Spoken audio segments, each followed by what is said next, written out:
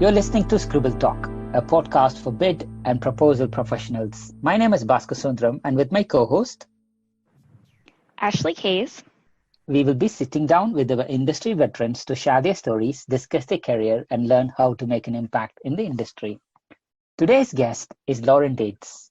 Lauren has been a proposal manager since 2005 after starting her career in marketing. She discovered the APMP in about 2007 and has been an active member since then, serving as communications chair of the New York Metro chapter. Is it New York Metro? Hopefully I got that right. And now the Liberty chapter from 2009 to 2015. Lauren has spent her entire proposal management career in the business and commercial sector, in healthcare and the recognition industry, leading the proposal efforts for some of the largest pieces of business for the companies she has worked for. She specialized in managing small teams, wearing multiple hats throughout the sales cycle. In addition to proposal management, Lauren oversees the sales administration team and is the primary liaison for divisions contracts. Outside of work, Lauren enjoys spending time with family and friends, reading and spending time outdoors in fresh air from the beach to the forest, including hiking. Since involvement with yoga, Lauren started a regular meditation practice and she recently achieved Reiki level 2, a type of energy healing. Ooh. Welcome, Lauren, to Scribble Talk. Great to have you with us. It is a pleasure to join you for Scribble Talk. I'm really excited about our conversation today. Yay, yes, Lauren. So let's talk from the very beginning. I'm not going to be as cool as Ashley, but I'm going to give my try. So where were you born? And let's talk about your high school and education. Okay, so I grew up on the South Shore of Long Island outside of New York City. In fact, my dad still lives in the house that I grew up in. It's about 2 houses from the canal, so I grew up really close to the water. When I was a kid, we used to spend every summer day at the beach, and sometimes some fall days and some spring days and even some winter days. It was about a 2-minute drive from the house, or about a 20-minute walk. Once I got older, I was able to walk down to the beach by myself. I went to a very small high school, public school, but a very, very small town. There were about 86 kids in my graduating class, and most people don't believe that I went to public school.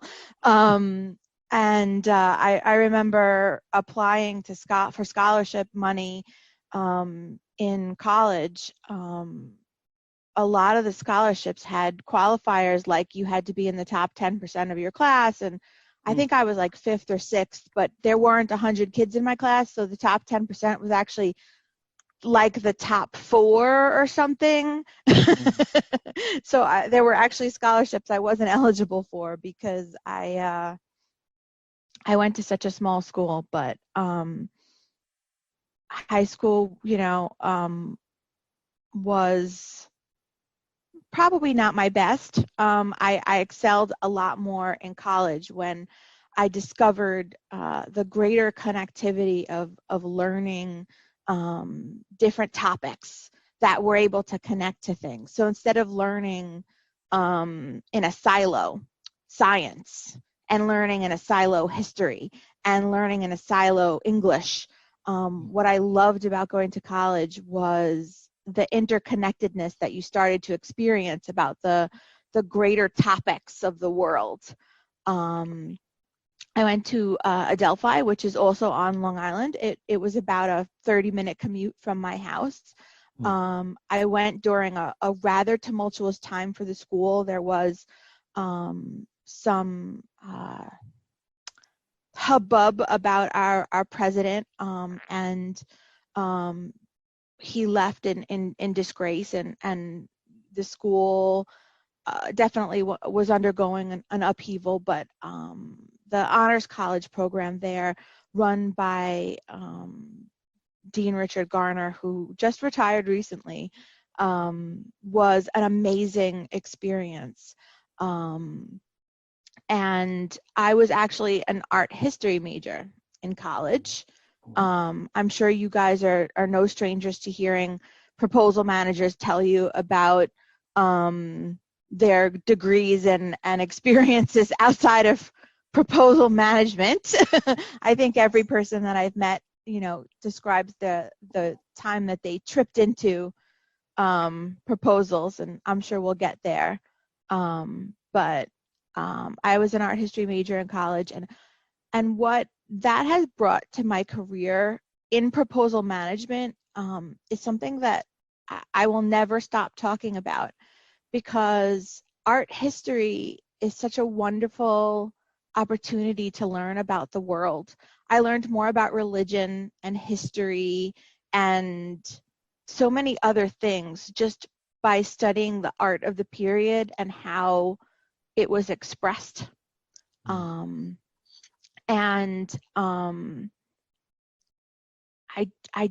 really loved that connection. Art history is sort of the hub for learning about things, but what I think it has lent itself to my career is the ability to see those connections and look a little bit deeper at things in a different way. In high school, I had an art teacher who used to tilt his head when he was looking at stuff, and we used to tease him about it, but he always said, if you tilt your head, you're getting a different perspective. And that really translated to the way that I learned to look at things through art history. And to this day, I've been out of college for 20 years, and I still go back to the lessons that I learned in art history to look at things with a different perspective. And it certainly translates very well to the proposal management world for sure. Perfect. So that's a very interesting early life and high school and college. So what was your first job during college or after college? So during college, and this is actually a direct connection to the way that I got into proposal management, if you can believe it. When I was a junior and senior in high school, I got a job at a local eyeglass store.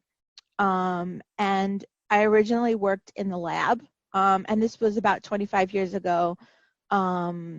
So it's a little bit different now, but I worked in a big lab at the back of the store, and I did all of the eyeglass tinting. So for anyone who wanted like a little color on their lens or for sunglasses and stuff like that, I did all of that. I ended up working there for something like almost 10 years on and off, full-time, part-time, and that job put me through college. I worked full-time for my entire 4 years of college. And I ultimately worked up in the front of the store and sold eyeglasses. So I know way too much about eyeglasses.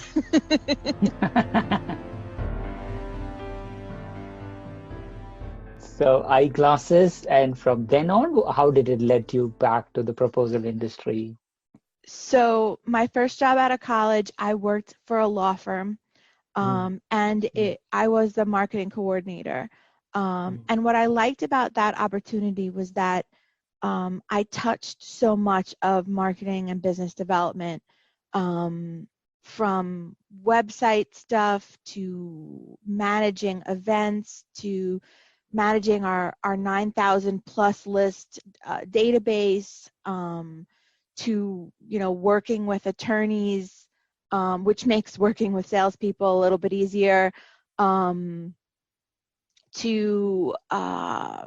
you name it that falls under the marketing umbrella. I was involved in some sort of project, and it gave me a really good sense of both what works for me and what doesn't work for me, or things I liked, things I didn't like.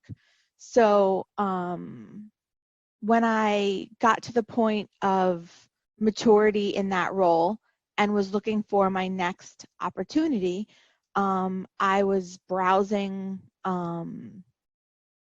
the available job listings and something popped up for a company at the time called Davis Vision for a proposal coordinator role.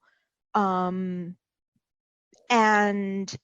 I went, wow, this is like the next step in marketing and business development, and it's for an eyeglass company. So I already have the background in understanding what, eyeglasses and vision insurance sort of covers.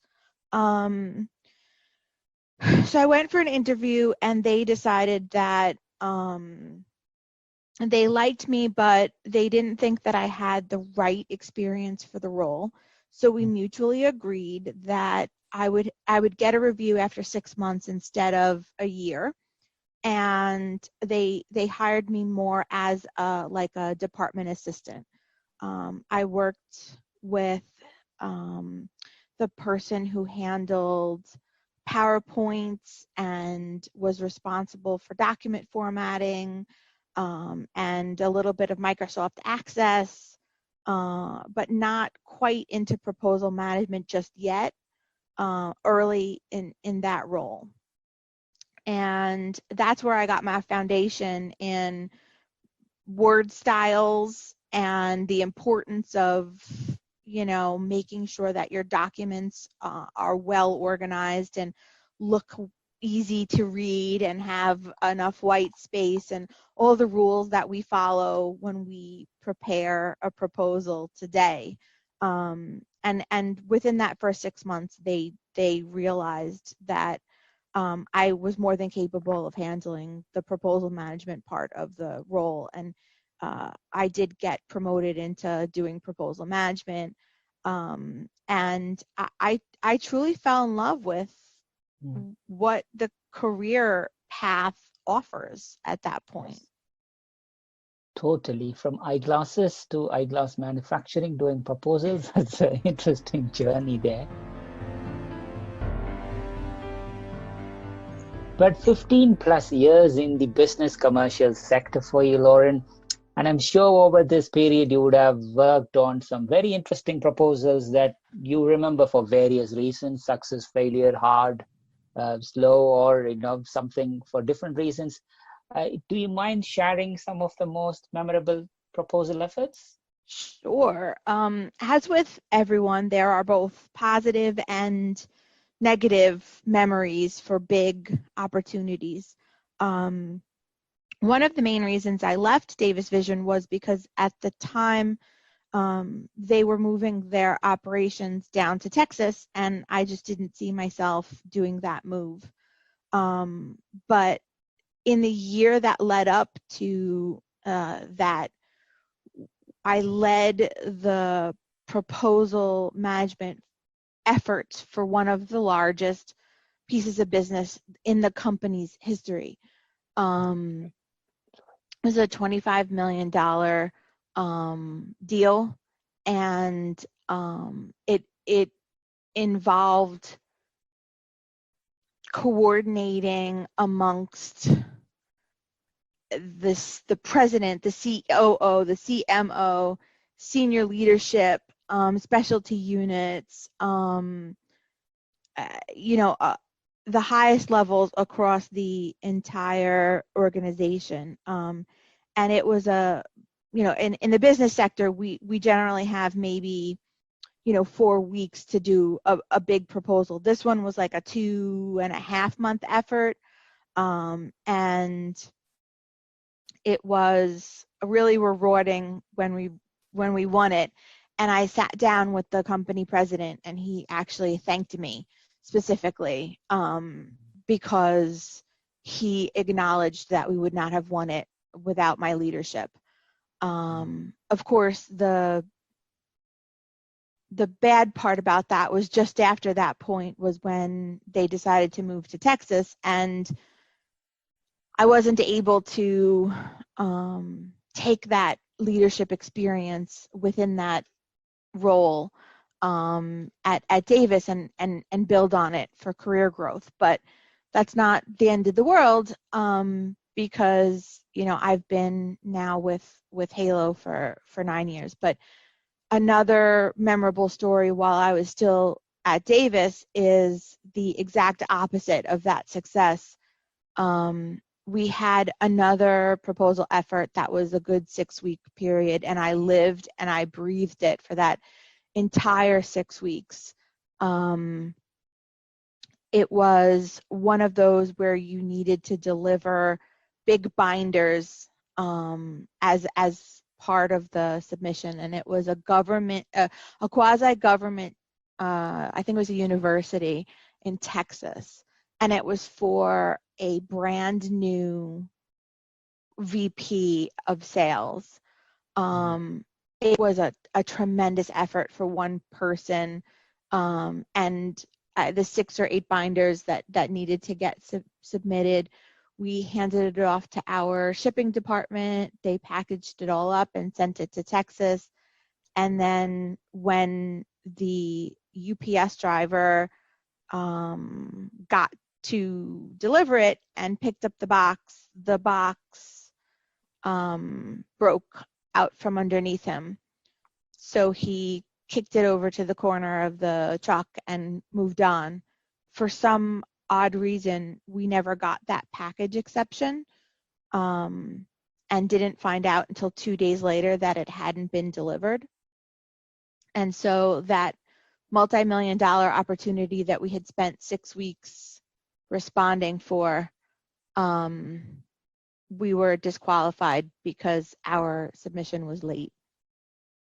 So, and it just so happened that that salesperson, that vice president was in town when we found that out, and the look on his face is frozen in my memory so many years later. But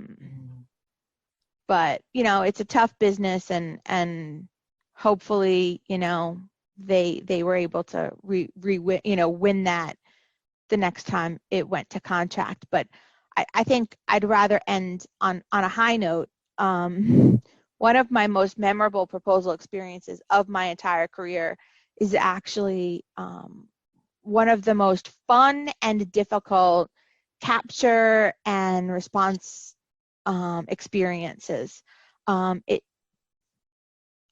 In the first couple of weeks that I worked for Michael C. Fina Recognition, which is now Halo Recognition, I was invited to go on a call with a prospect where everybody was like, I think we won this. I think we won this. And we didn't win it.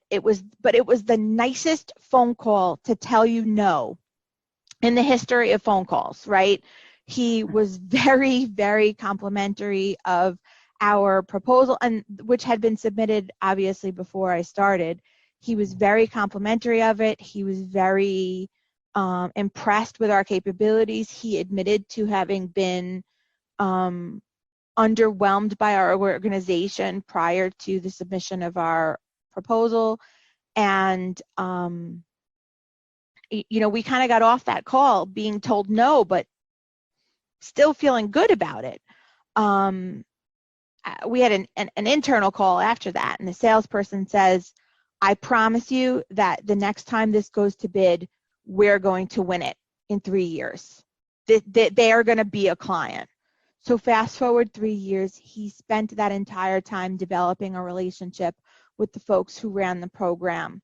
When the RFP dropped, we had a ridiculous amount of capture knowledge about what was important to the client and what really was going to push us over the edge, what pricing needed to look like, how that response was going to be reflected.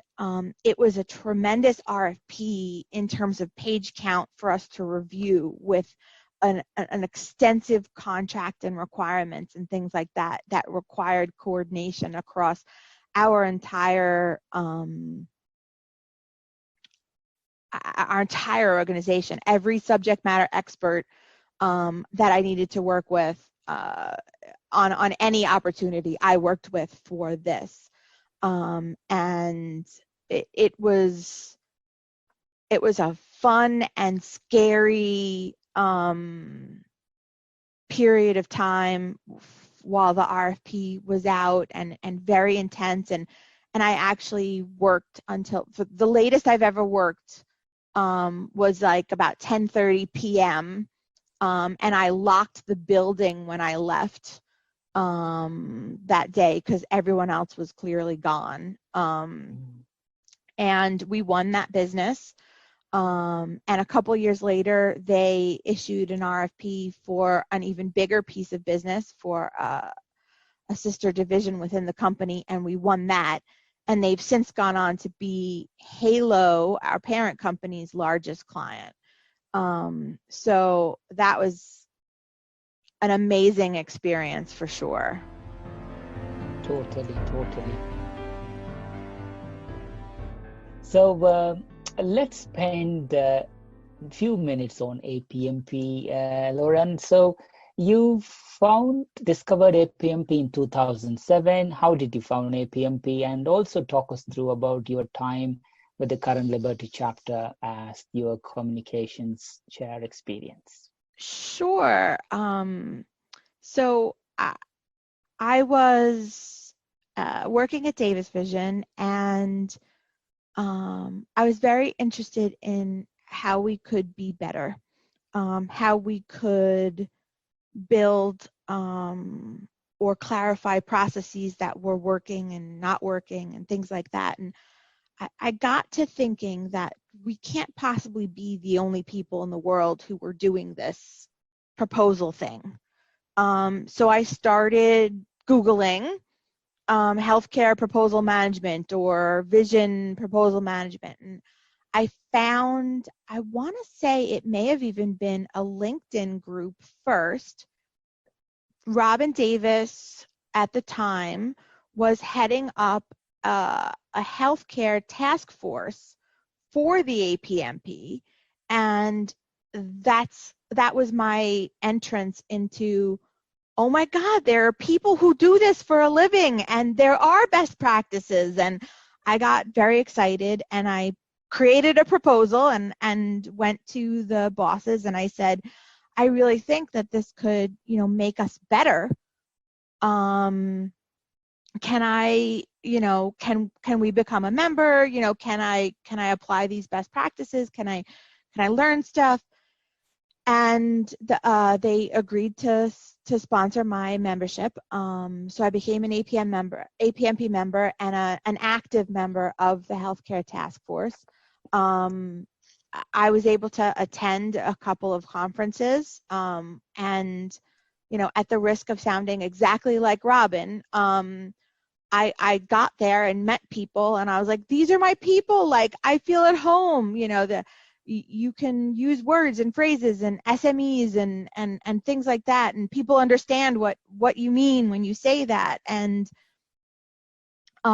it was just an amazing experience to be able to learn from people who had been doing it for so much longer than I had. And when the healthcare task force became a little bit too much for my responsibilities, I sort of stepped back a little bit, and the healthcare task force was sort of changing, and I met some folks from the New York Metro chapter, at the time was called, and I got to know them, and I started to go to some local events and attend webinars and things like that. And there was a board vacancy, and they asked me to join.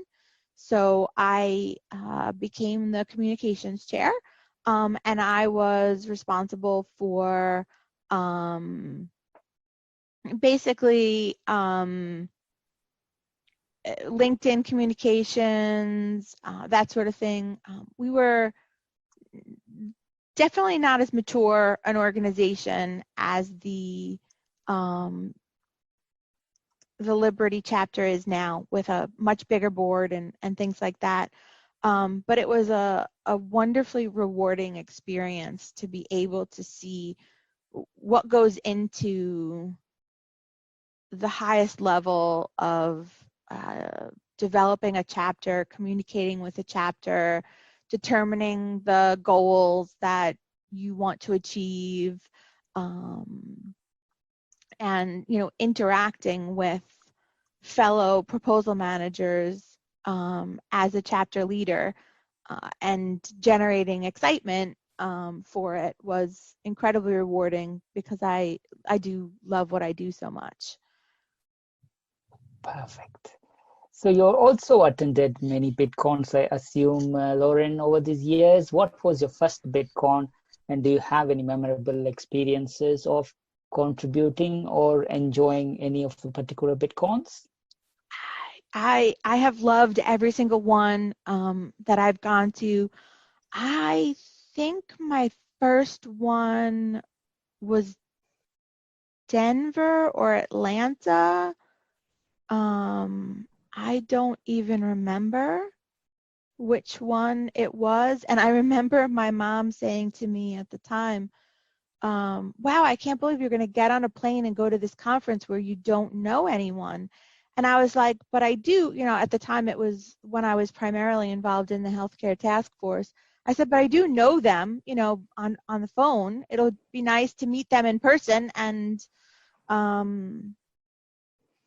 be able to interact with them and get to know them a little bit more. And I just remember, that was 10, 15 years ago, and it was a little, the APMP was a little bit skewed back then, a little bit more skewed towards the federal space. But I remember just absorbing so much and taking it back to work and making guides and rules and processes refined through the lessons that I learned, and writing up huge, value propositions about what I learned and what I could deliver and improve upon within my job role.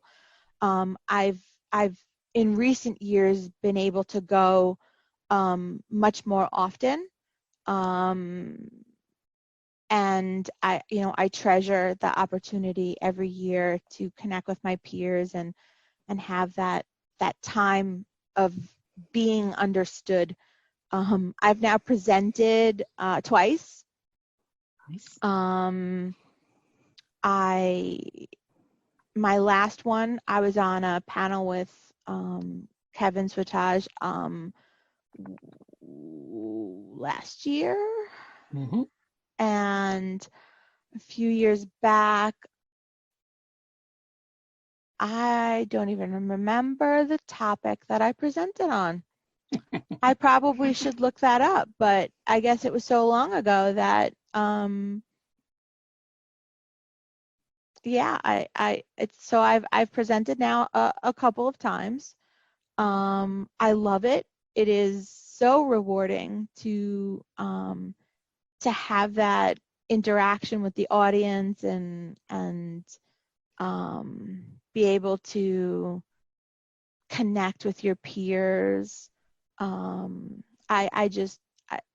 was very sad this year with COVID and everything that we weren't able to go to Nashville. I love it. It's always so re-energizing. You know what I mean? When you go and you're reminded again why you love what you do. Nowadays, the conference is much more evenly split between federal focused opportunities and the business sector. And that's not to say I don't attend some things that are targeted for federal proposal managers, because the federal folks are learning from the business sector folks lately, because there are a lot of opportunities in the federal space where the turnaround times are more closely aligned with our commercial / business, 3 weeks and you've got to get it done instead of a 6-month process. So there's a lot of collaboration amongst the different types of proposal managers, and it's a lot of fun. I love it. I really do. Perfect, Lauren. just to help Ashley to kickstart our Harvard round, what we call it Nutters round, or the rapid random fire question round. Lauren, tell us 3 things not many people know about you. All right, so I'm a pretty open book most of the time. So, you know, there aren't a lot of things about me that people probably don't know. I in my bio, you talked about me being Reiki level 2 certified. I don't know that a lot of people, since that was just very recently, I don't know that a lot of people know that I'm an energy healer. So there is, I would say that. Number 2, people assume that as a proposal manager, you drink coffee. I am a tea drinker, and I have actually never in my life had a cup of coffee. But anybody who knows me really well knows that I'm a tea person, because if you're happy, I say, let's have a cup of tea and celebrate. And if you're sad, I tell you, go have a tea. It'll make you feel better. If you're sick, I'll be like, have a cup of tea. So I don't know if that's necessarily something that people don't know about me. Man, this is actually a harder question than you think when you're as much of an open book as I feel I generally am. But all right, so I have 6 tattoos, and the soon to be 7 because they're addictive, but the very first one, I'm afraid of needles.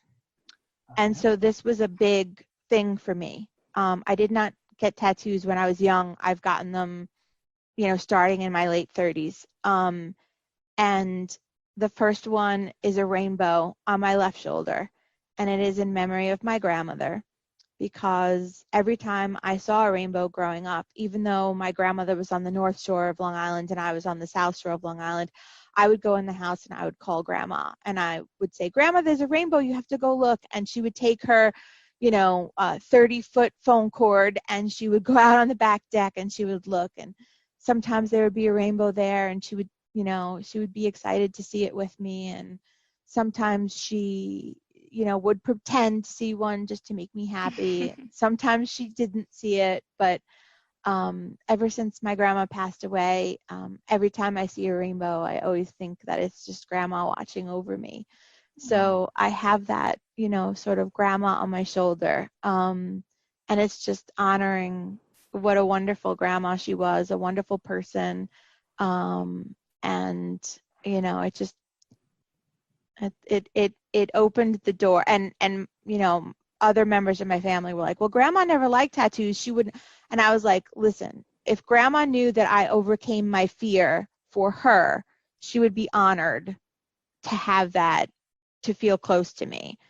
So that's probably one of my most meaningful, even though most of them have a lot of meaning to me. Perfect, Lauren. And your surname, Lauren, is it Daitz? Daitz, yes. So my grandfather emigrated to the United States from what was then Lithuania, and it's in one of those areas where the border has shifted significantly. And to Americanize his name, he changed it. The Cyrillic was much longer. And it was the final iteration, I guess you could say, of the Americanization of his name.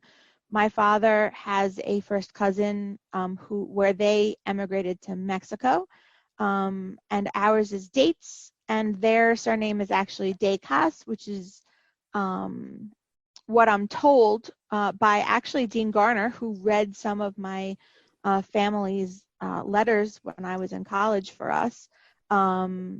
That is closer to the original Cyrillic spelling of the last name. So it's an interesting American immigration story. Perfect, Lauren. So that kind of nicely takes us to round 3, the rapid random fire question round. It's super rapid. with Ashley. Thank you, Lauren. Lauren, it's been so amazing hearing about your story and learning a little bit more about you. And so this is just going to be a fun, lighthearted round. Don't think too much about the questions. Gotcha. All right. So what was the first book or movie that made you cry? I'm not much of a crier, but I do remember going to see Titanic. And there was just something about the intensity of the emotion of that movie. And I remember just bawling into my boyfriend at the time's arms, just like a big, baby. Wow. Well, you talked about your tattoo that has some sentimental value about your grandmother. Do you have anything else that is of sentimental value? I lost my mom 3 years ago to pancreatic cancer, and her favorite flower was daisies. And I'm working on a sleeve on my left arm of flowers, and so I had 3 daisies put on my arm to represent me, my mom, and my sister. So yeah, there's definitely some sentiment to some of the other ones. Oh, that's beautiful. So you mentioned Titanic as a movie that made you cry. Do you have a favorite love story, a movie or a book? I'm definitely not a love story person. I'm a sci-fi person. So I guess my favorite love story is probably Princess Leia and Han Solo from Star Wars. Love it. If you were to be on a reality TV show, which one would you be on and why? I would probably be on like Who Wants to Be a Millionaire or Weakest Link or one of those. I don't think I could do Jeopardy because those questions are too hard. But I think definitely more of one of those, knowledge shows, because some of those other reality TV shows, make my brain leak out my ear. Absolutely. So philosophically speaking, which do you think came first, the chicken or the egg? I feel like it was probably the egg, because it was probably like a dinosaur that laid it, and then it became the first chicken. Yeah. Now that we know all about how the dinosaurs had feathers and chickens are descended from them, I feel like it probably was an egg first. Yeah, no. Great answer to that one. One of the most well thought out. If you could be any sports star, who would you be? Well, I'm a huge Giants fan, so I think I would actually like to be Eli Manning. Love it. And not so much just for his football career, but also for his charitable focus and how he has spent the majority of his career giving back to communities and children's hospitals and things like that as such a key part of his identity as a public figure. I really admire that about him. Oh, yeah. Wonderful. So what is on your bucket list, maybe for this year or once things kind of go back to more of the normal?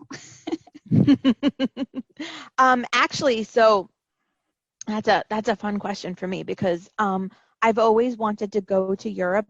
As an art history major, I know it sounds ridiculous that I've never been there. In the last couple of years, I've been doing a lot more traveling than I did when I was younger, and we have an office in the UK, and I was going to be spending a 3 to 4 week period staying in the UK and doing some inter-European travel from from there and working in between from our UK office.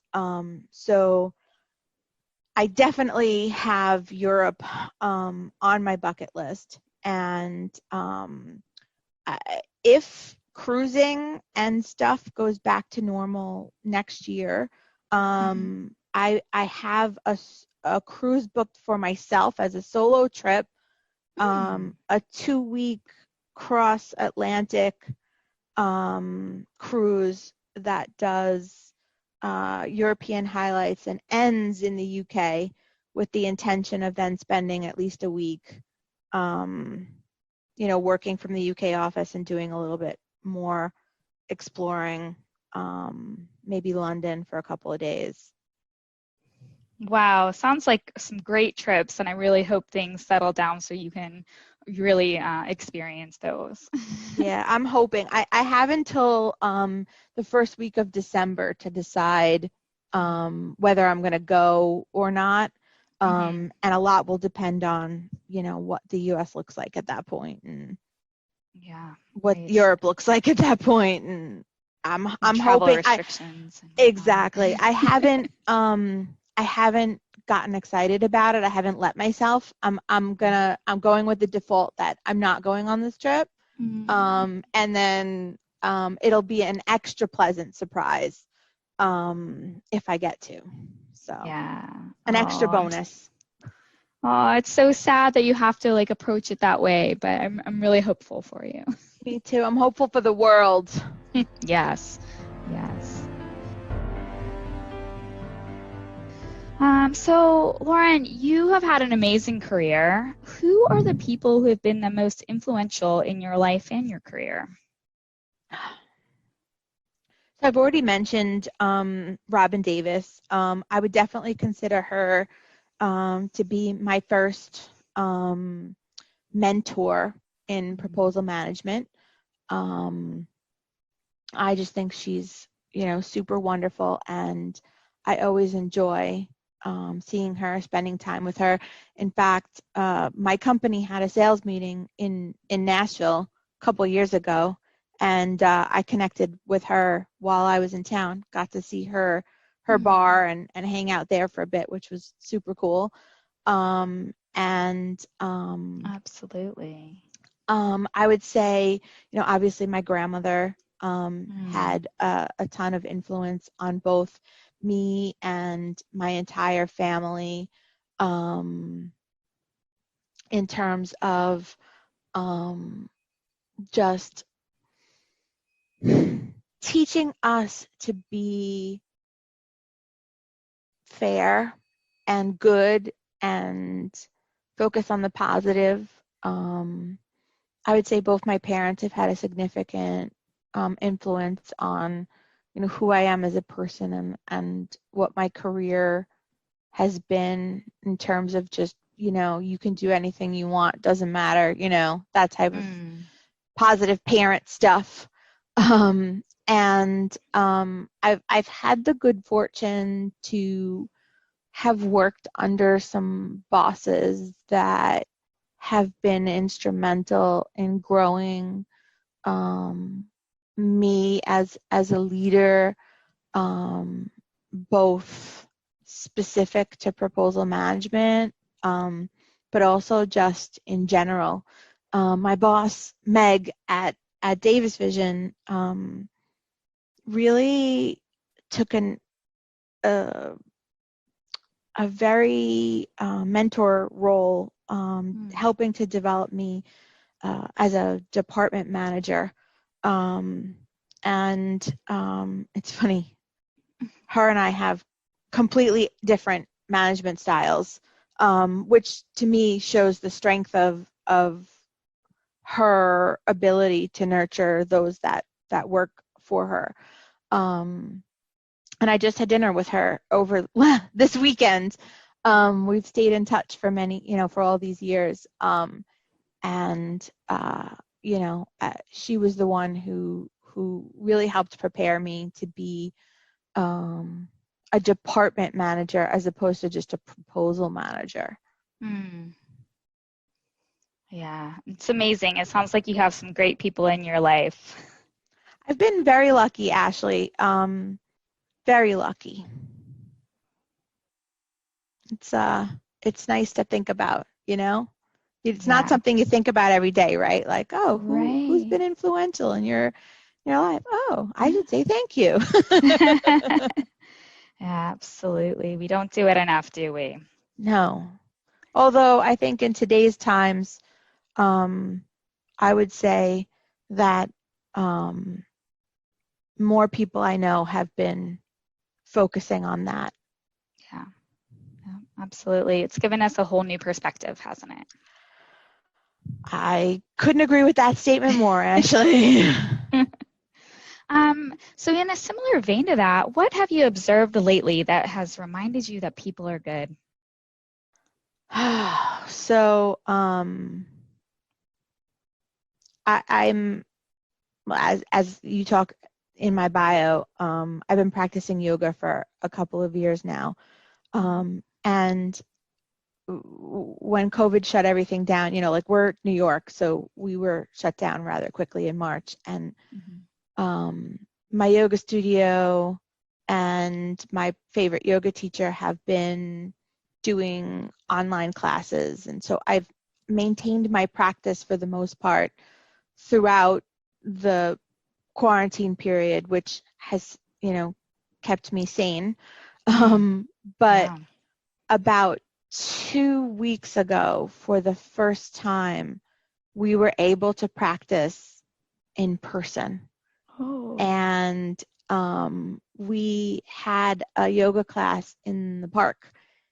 For those of you on Long Island, it was Eisenhower Park, which is bigger than Central Park. And it was under the trees in like this beautiful spot in the park, and just it reminded me, that no matter what, there is goodness in the world, that someone would want to teach a class like that, and that people would want to go to a class like that in the park, and connecting with your yoga friends. Maybe you don't have everybody's phone number or email address or whatever, but it was so nice to see my yoga friends in person and remember, that these are all super good, wonderful people that that help make my practice better just by being there. So it was a nice reminder of that, for sure.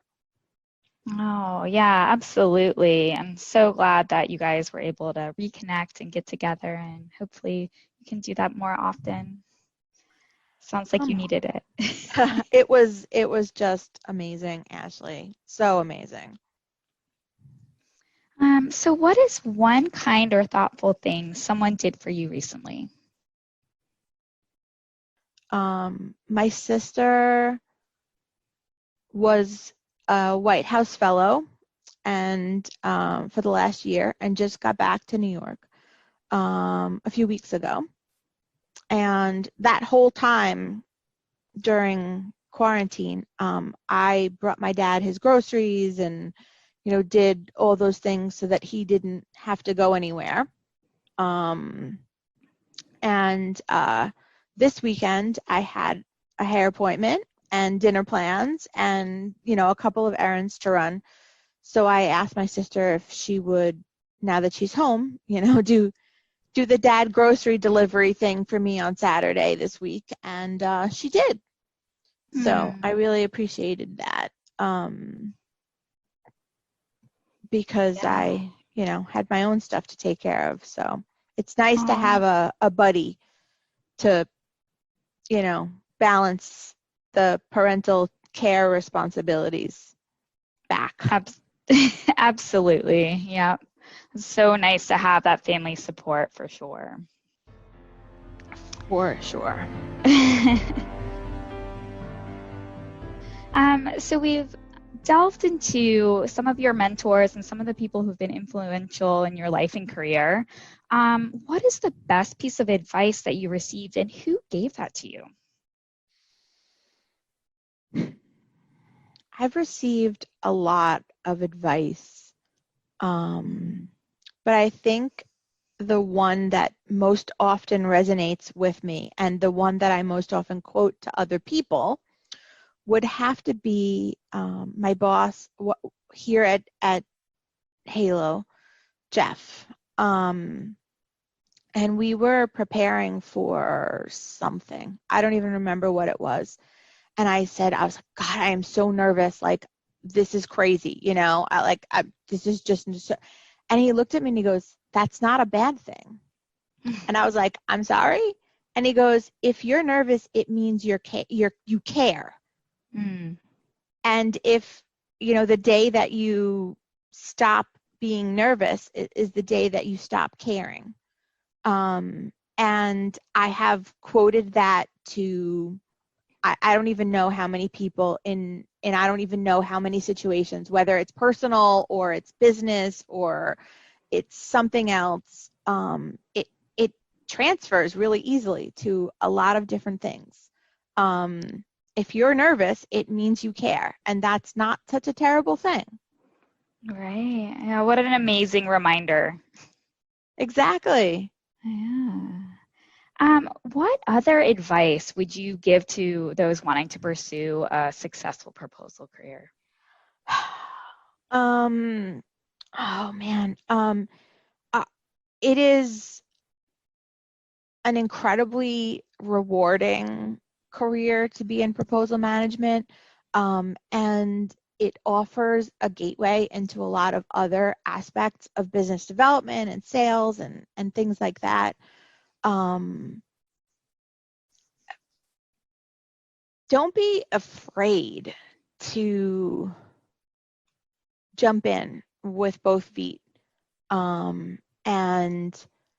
you know, the world is constantly changing, and winning business is never going to be anything but important.